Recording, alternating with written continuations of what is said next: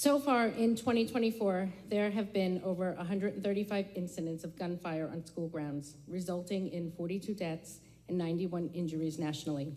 Sadly, school shootings have increased over the last decade, regardless of all the safeguards put in place. As a school district, this has to be the one most important issue that you face, keeping kids and staff safe. It has always been the procedure to not discuss safety protocols publicly, and especially not areas of concern. I was horrified that a discussion was prompted by Mr. Piro at the Finance Committee last week as he questioned why the district had a shared services agreement that says the town must provide security when they use the school facilities. The town and the district negotiated this agreement, and yes, security was brought up and was almost a deal breaker for the town. Myself and Dr. Chanley attended a session at the New Jersey School Board's conference back in October of 2022.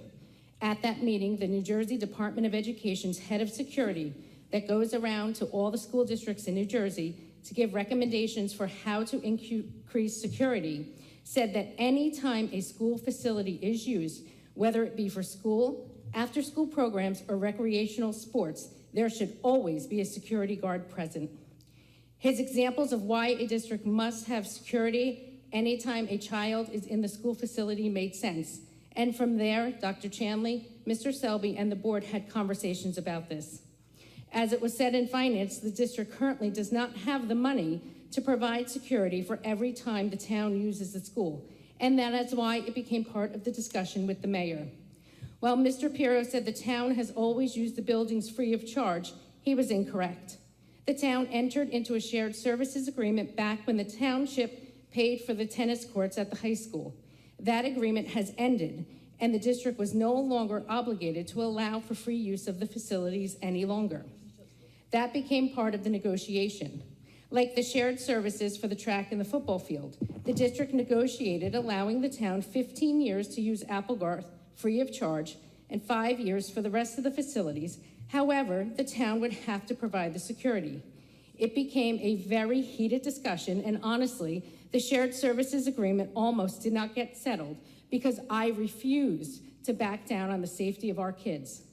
Hearing Mr. Piro say he did not feel security is necessary in our facilities when kids are there for sports through the rec center made me wonder, was he speaking as a board member or an employee of the town? The same town that made that same argument during the negotiations meeting. Mr. Piro, you disclosed that there is no security present at any school while rec basketball uses the buildings.